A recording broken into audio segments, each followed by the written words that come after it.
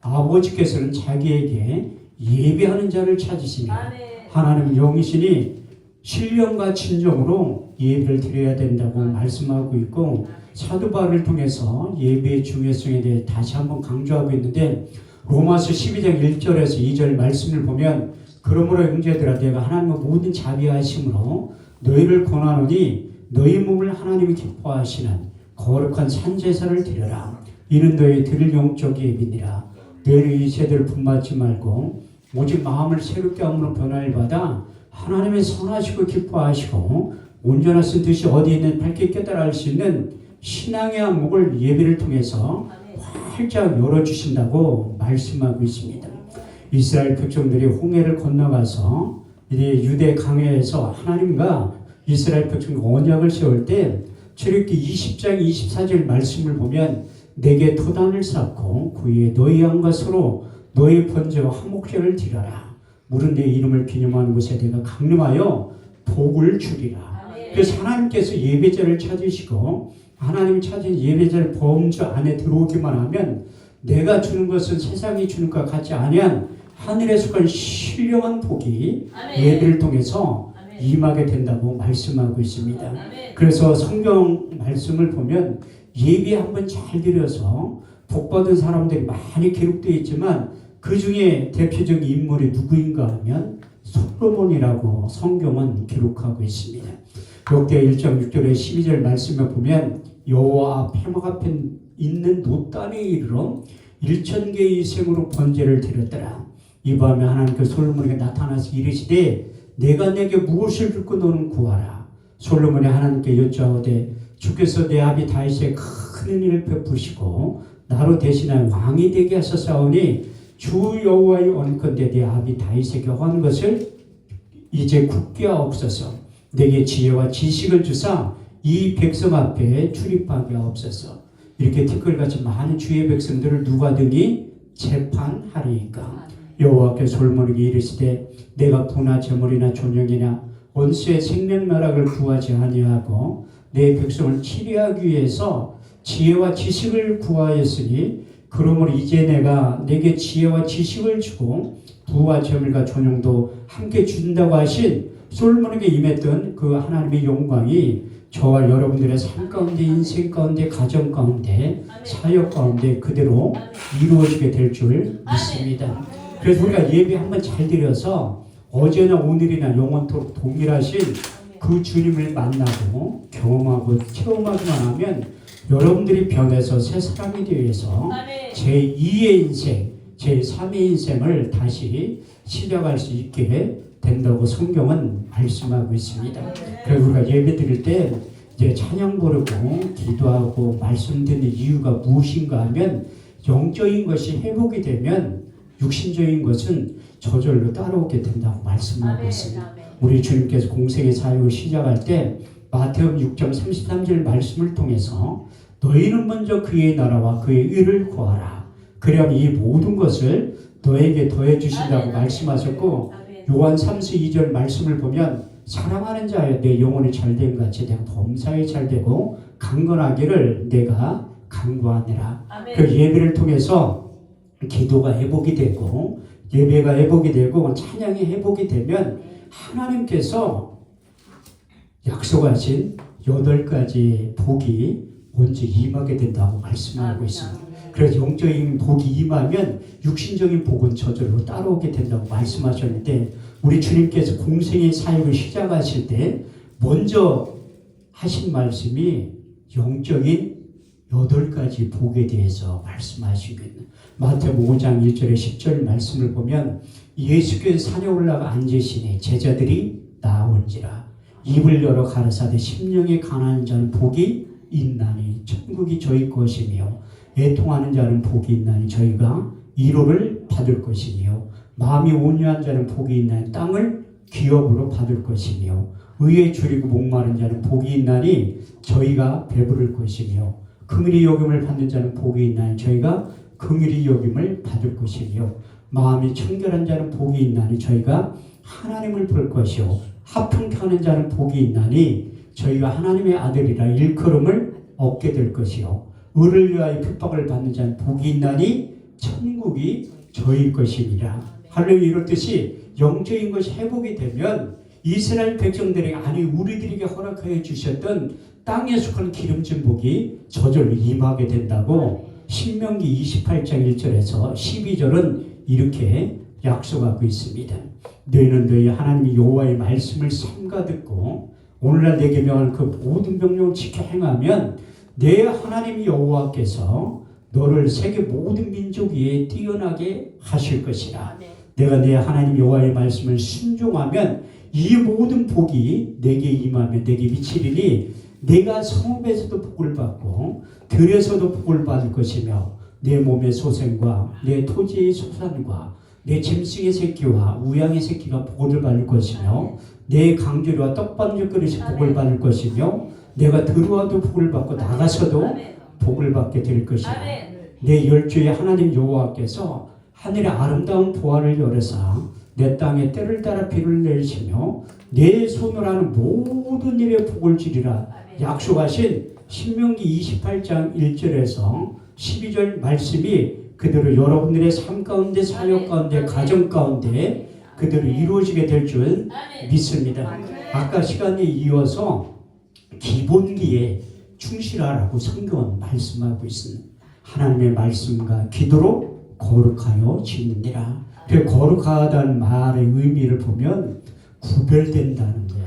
그래서 우리가 세상 사람들과 구별된 삶을 용이하게 되는데 우리가 사는 방식이 하나님의 약속의 말씀이 근거해서 살아갈 때 반드시 승리하게 된다고 말씀하고 있어요.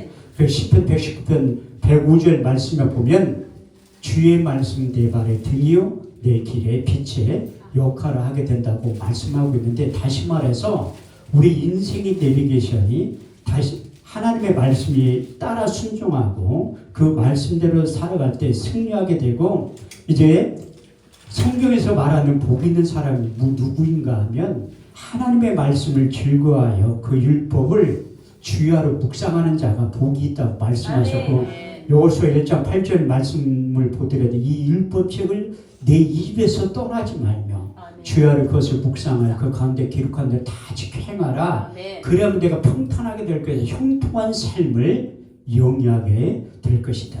여러분들의 평탄과 형통의 삶을 영위하기 위해서는 하나님의 말씀을 가까이 하고 그 말씀으로 살아갈 때 반드시 승리하게 된다고 말씀하고 있습니다. 그래서 우리가 하나님의 말씀을 묵상하는 게 중요하다고 성경은 말씀하고 있는데 그 묵상이라는 뜻이 큐티의 의미도 있지만 히브리 원문에 보면 두 가지의 뜻을 내포하고 있습니다. 하가 큰 소리를 내서 읽으라는 거예요.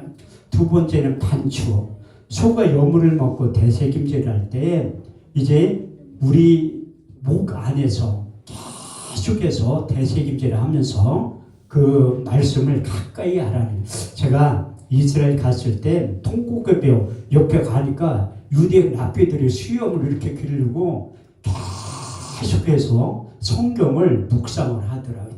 그래서 유대인들이 전 세계에서 머리가 좋은 이유가 무엇인가 하면 하나님의 말씀을 가까이 하기 때문에 이로부터 내려온 지혜와 계시의 영이 임했기 때문에. 그래서 잠언 1장 7절 말씀을 보면 여호와의 율법을 가까이 하는 게 이 지혜고 또 거룩한 자를 아는 것이 명철이라고 말씀하고 있습니다. 그래서 유대인들은 어렸을 때부터 태어나자마자 하나님의 말씀을 가까이 하고 묵상하게 시키는데 그래서 13살 성인식이 될 때까지 세마교육을 시키는 거예요. 세마교육이 무엇인가 하면 하나님의 말씀을 가까이 하고 13살 될 때까지 창세기, 출애굽기, 레위기, 민수기, 신명기, 모세오경을 전체를 딸딸딸딸 암송하게 만드는 거예요. 그 신명기 6장 4절에서 9절 말씀을 보면 이스라엘아 들으라 오직 여호와는 하나인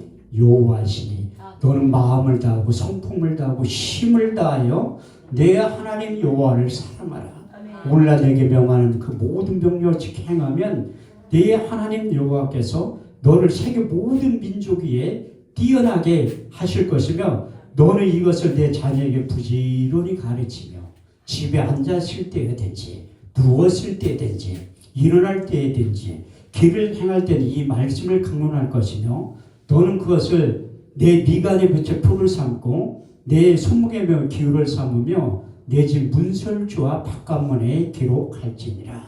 그래서 하나님의 말씀을 가까이 하라는 게, 제가 거기 통곡에 갔을 때 아람어만 알으면 그 유대인 랍비들하고 성경 암송대회를 한번 해보고 싶더라고. 그런데 그 유대인 랍비들도 한국말을 모르고 저도 이제 아람어를 모르기 때문에, 근데 그 유대인 랍비들하고 성경 암송대회하면 누가 이길 것 같아요?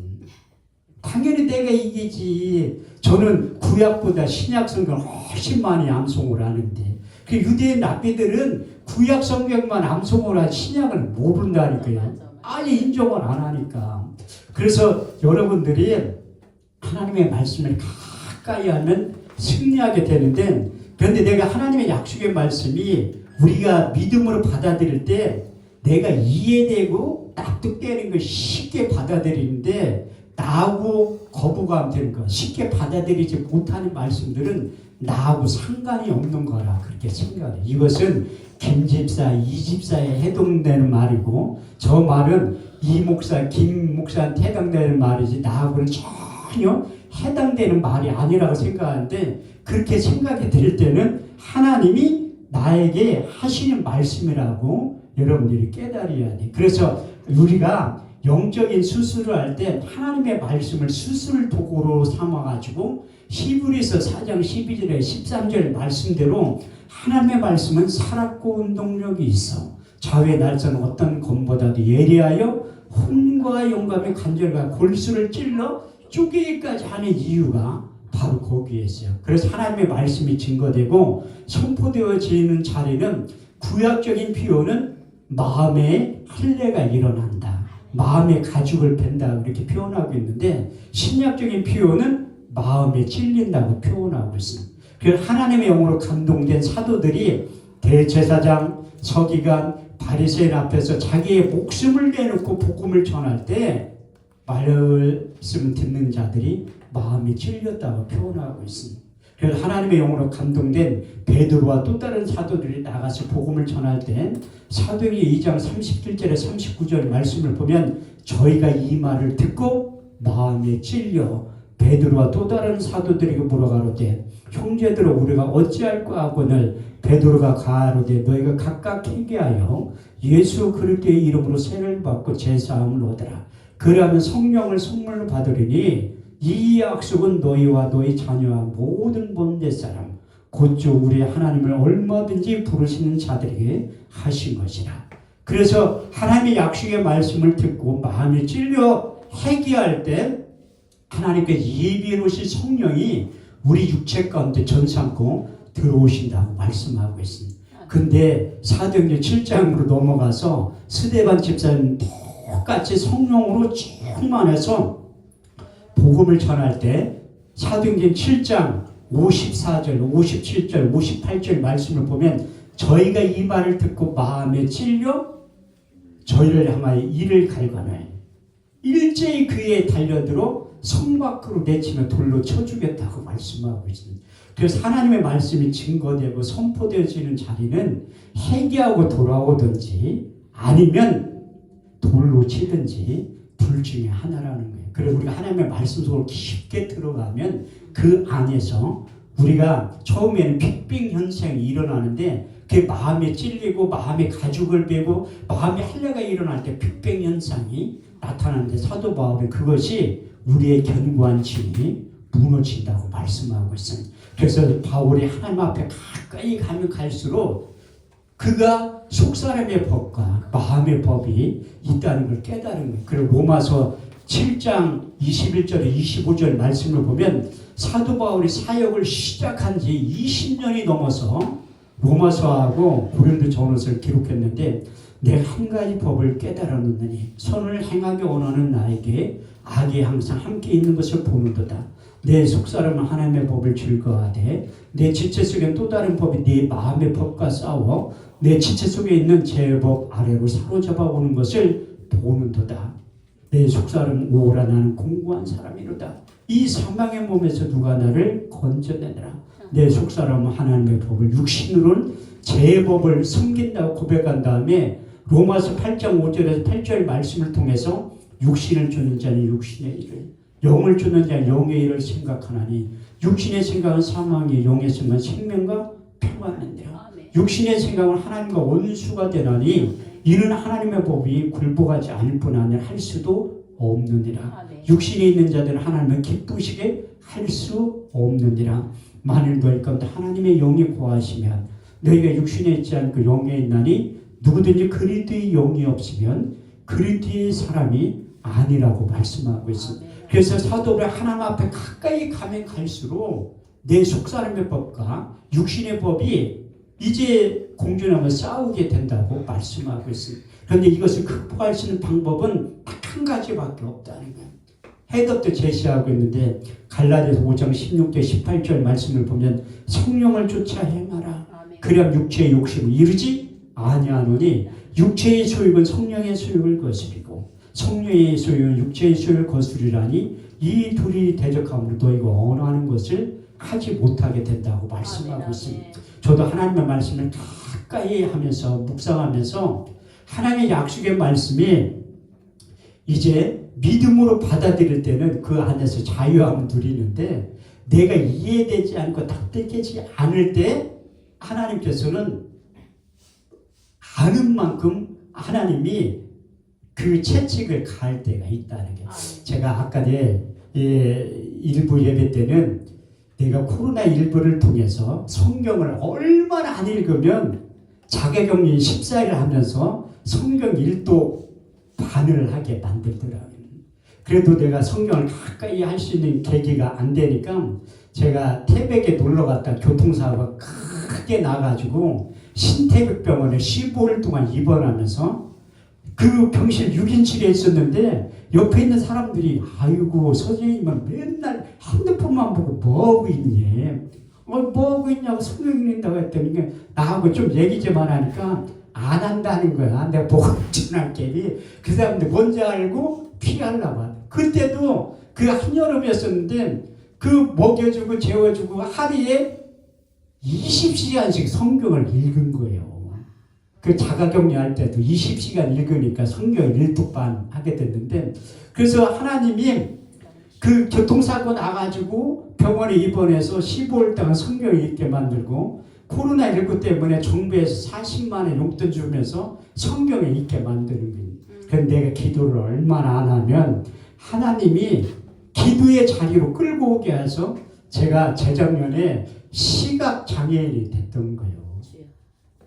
눈이 멀어가지고 두 눈이 다 멀은 거야. 망막이 박리되면 병원에서도 어떻게 할 수 있는 방법이 없다는 거야. 내가 왜 시각장애인이 됐냐면 하나님 앞에 불순종이거든요. 사도 바울도 보니까 사도행전 9장에 다메섹 도상에서 우리 주님을 만난 거야. 그런데 바울에게 하나님께서 사랑하기 때문에 시각장애인을 만든 거예요. 그때 기도의 사람 아나니를 불러서 가서 기도해 주라니까 안 간다는 거야. 아니 기도하면 뭐해? 마가복음 14장 36절 말씀을 보면 우리 주님께서 겟세마네 동산에서 기도의 최고의 절정에 대해서 말씀하신 게 땀방울이 핏방울 될 정도로 제자들을 데리고 베드로, 요한, 야곱을 데리고 돌 하나 던지를 떨어져 가지고 기도하는 모습을 보게 하는 거예요. 그러면서 예수님이 제자들 이런 부탁에만 나를 위해서 기도해 달라고. 예수님이 하나님인데 기도 부탁을 사람한테 할 이유가 뭐가 있어? 그런데 3번이나 부탁한 거예요. 근데 예수님의 제자들은 이렇게 졸고 있어. 기도가 그만큼 힘들고 어렵다는 거예요. 그래서 예수님이 마음은 원이로되 육신이 약해서 기도를 못한다는 거예요. 그때 우리 주님께서 기도하는 목적에 대해서 가르쳐 주신 거야. 마가복음 14절 36절 말씀에 보면 내 원대로 마옵시고 아버지의 원대로 하옵소서. 그래서 사도 바울도 그 눈을 멀게 하는 시각장애인을 만든 다음에 기도의 사람 아나니아를 불러가지고 너 가서 기도해 주니까 안 간다는 거야. 왜냐하면 사울이라는 사람을 알기 때문에. 예수 믿는 사람들 핍박했던 사람이잖아요. 그런데 우리 주님께서 아나를 부른 다음에 너 기도해 줄 때 내가 바울을 지명하여 부른 이유에 대해서 말씀하고 있습니다. 사도행전 9장 15절 말씀해 보면 이 사람은 임금들과 이방인과 이스라엘 자손 앞에서 내 이름을 증거하기 위한 택한 나의 글이라고 말씀하고 있습니다. 그 아나니아가 신방을 간 거야.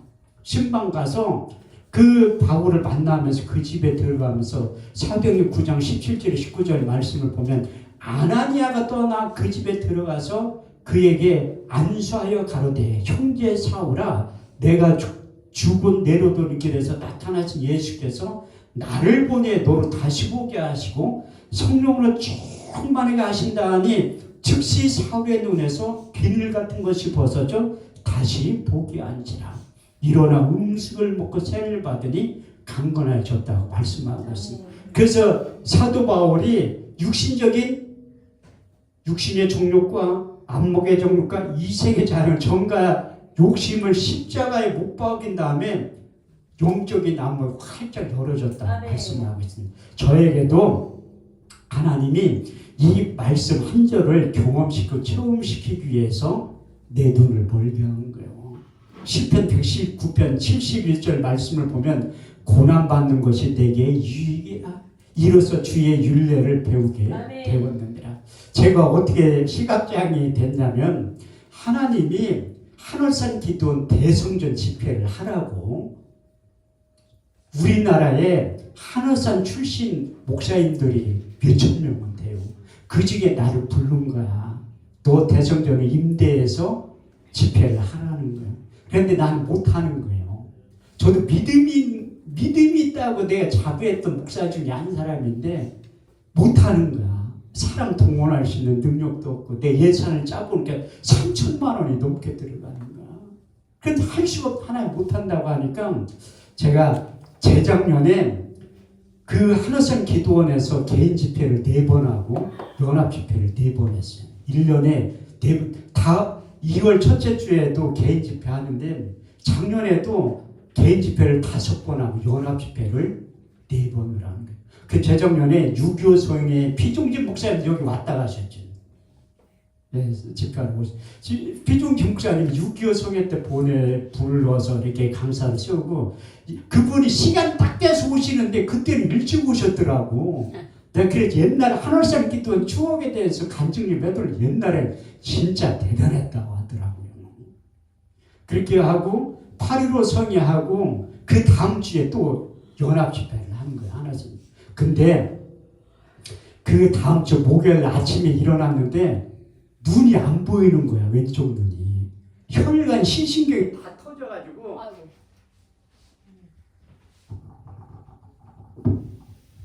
할렐루야.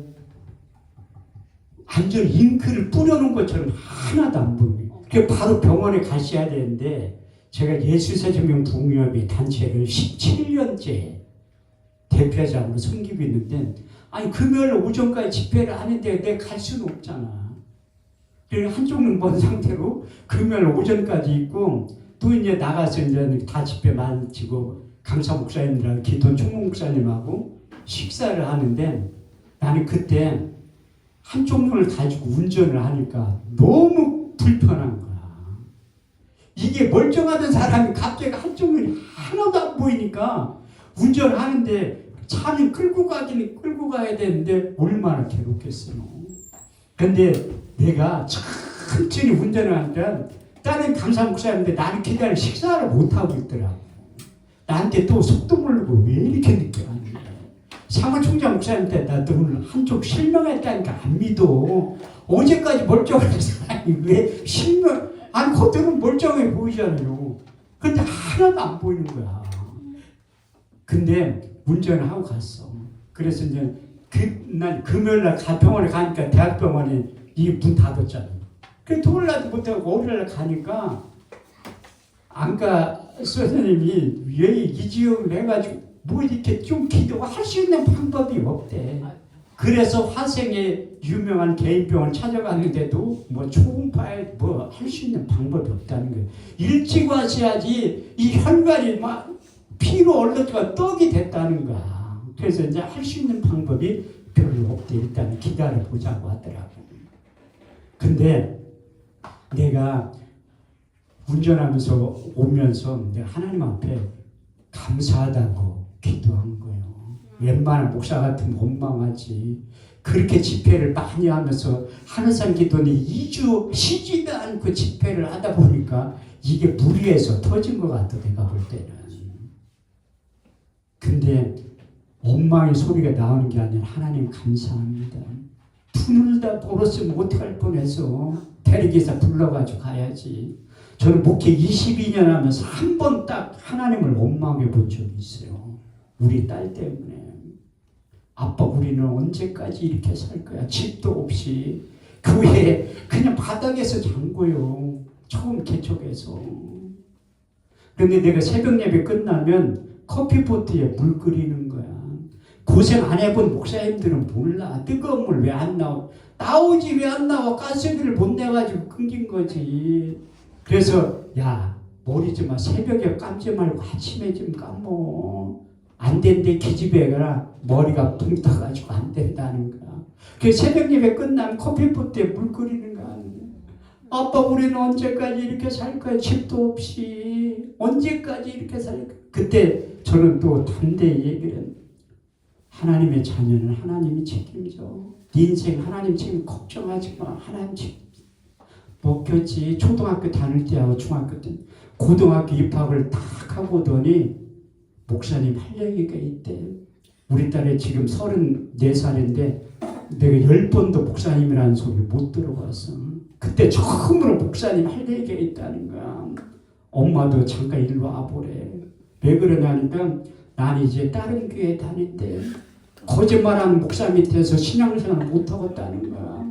자기의 삶의 변화가 하나도 안 바뀌는데 거짓말하는 목사 밑에 신앙생활 못하겠다는 거야. 우리 집사람 오래 보고 있다가 자기도 다른 교회 가고 싶대. 그게 개척교회 형식이야. 그래도 매일 예배를 드리는 거예요. 그때 한 번 원망해보고 한 번도 원망해본 적이 없어요. 근데 이 한쪽 눈으로 실명에서도 또 사람은 적응의 동물이라 또 적응이 되더라고. 뭐 불편하더라도 그래도 한쪽 눈 가지고 슬슬 이제 운전도 하고 다니는 거야. 근데 내가 12월 달까지 집회를 다 잡아놨는데 한 번도 거르지 않은 거예요. 근데 시흥에서 목사님도 오셨던 그 불기도 기도원에 집회를 하다가 이쪽 눈도 터져버린 거야. 왼쪽 눈은 시력이 빵. 여기는 20%밖에 안 보여. 이제 도저히 감당. 그것도 이제 사역을 계속하니까 저기 보령 다니엘 기도원에 가니까 원장님이 내가 그 흰 지팡이를 가지고 하니까 이렇게 해봐. 진짜 안 보이냐고. 근데 작년에 내가 오면서 거기 들린 거야. 남경산 기도원 집회하면서 나는 분명히 하나님 내 눈을 열어서 보게 하실 거라고. 나 이게 간증하러 다녀 아무도 믿는 사람도 없어. 같이 내 손과 발이 되었던 사무총장 목사님도 안 믿어. 왜? 현대의학으로는 망막의 박리에서 낫을 가능성은 0.001%도 안 된다는 거야.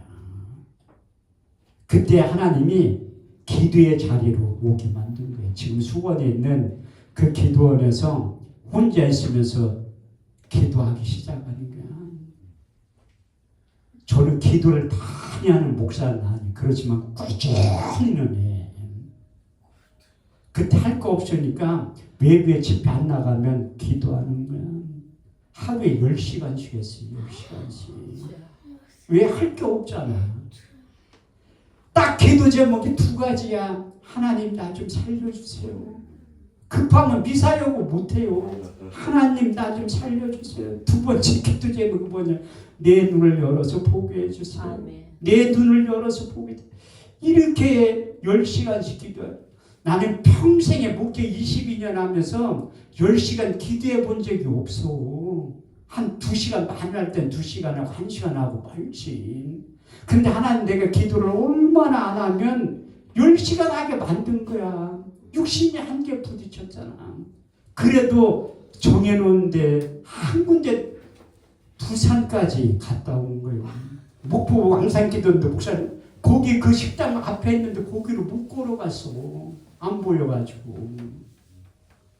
기도할 때마다 하나님이, 제가 아까 일부 예배 때 하나님의 약속의 말씀이 약의 역할을 한다는 그 비밀을 깨닫고 계속 기도하니까 첫 번째 육의 신비의 새긴 말씀이 이사야 41장 10절 말씀이, 두려워 말라 내가 너와 함께하리라.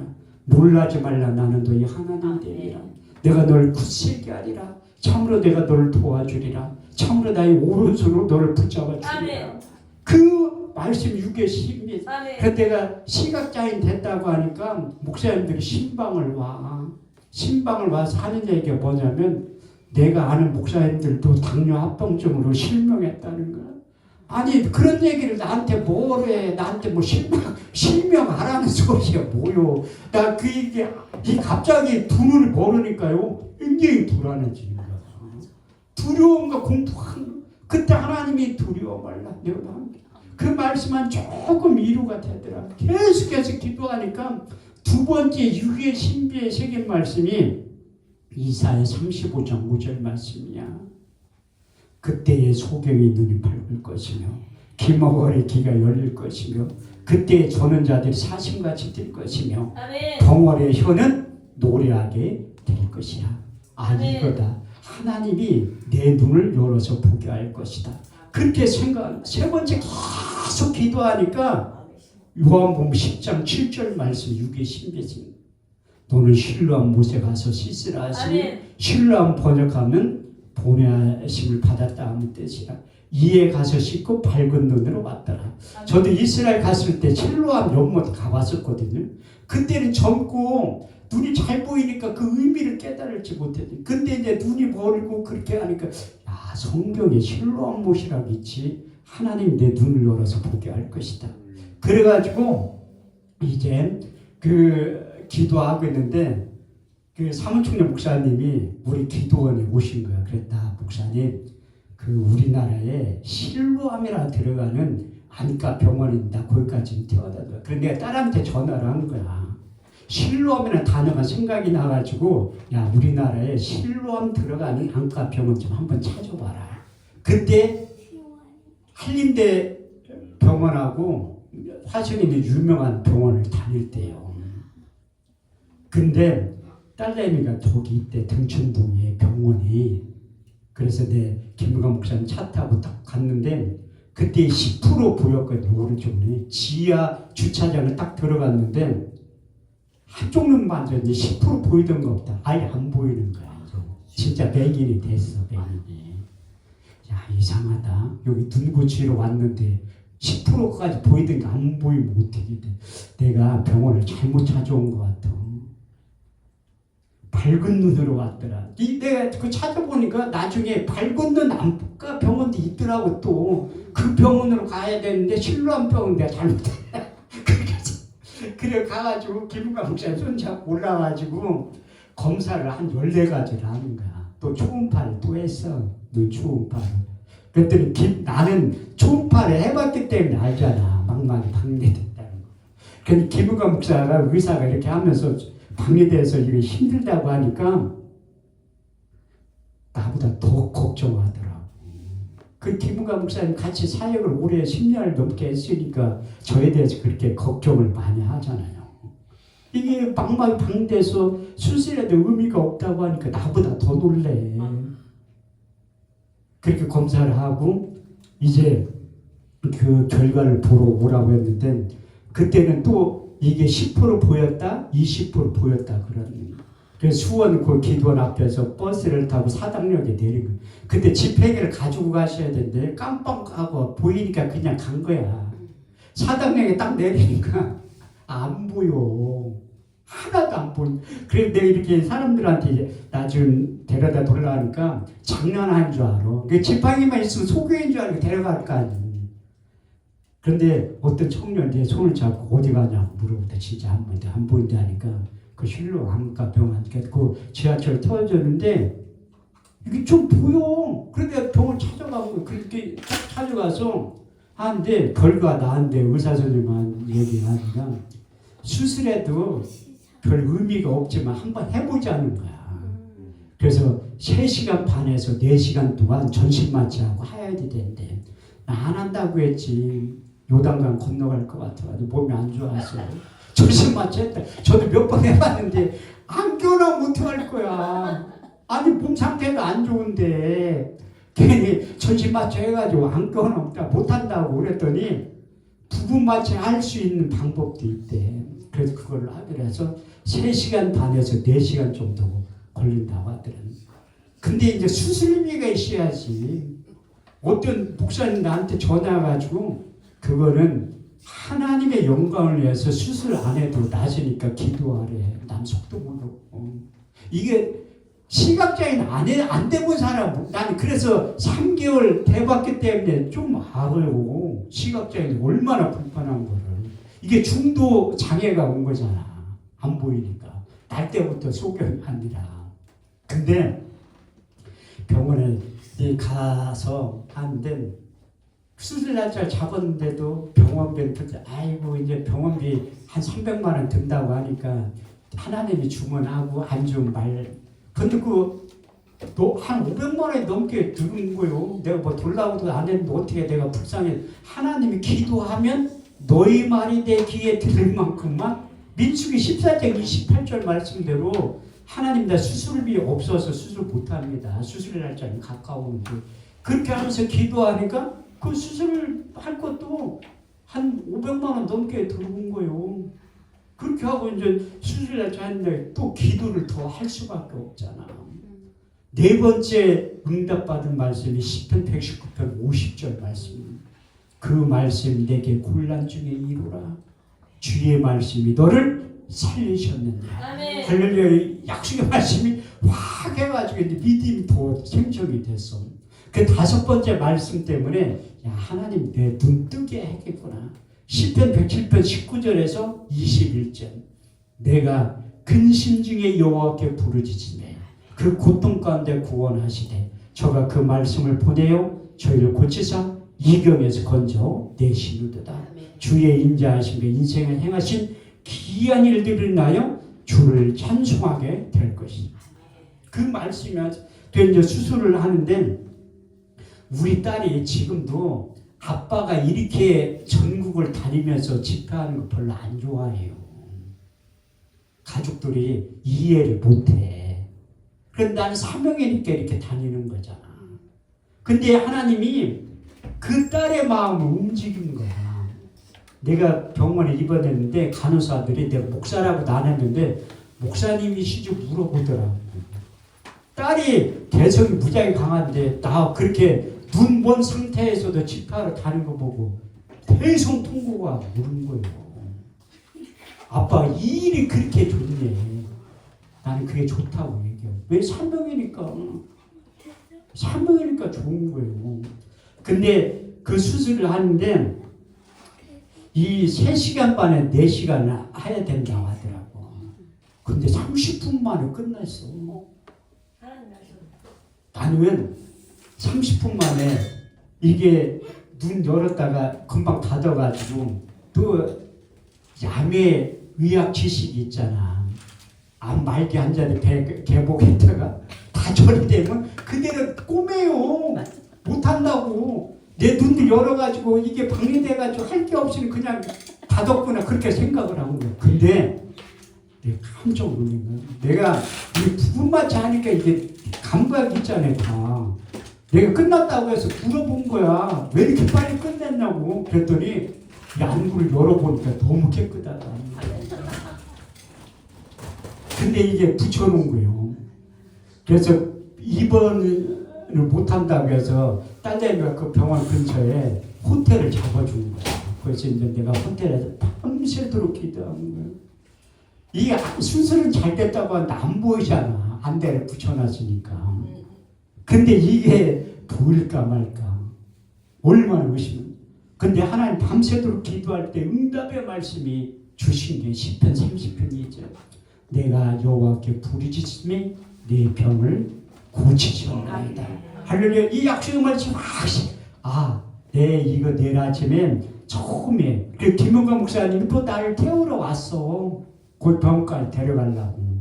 그래서 딱 가서 하는데 이 첫 시간 9시에 그 수술한 교수님이 내 눈을 안대를 본 순간 내 첫 마디가 할렐루야였어. 할렐루야. 눈이 보이기 시작하는 거야. 그 오른쪽도 안 보이니까 수술을 하지. 안 한다고 했지. 그래서 이제 한쪽 눈이 보이니까 이쪽은 안 해도 20%는 보이니까 그렇게 견딜만 하더라고요. 그래서 내가 왜 하나님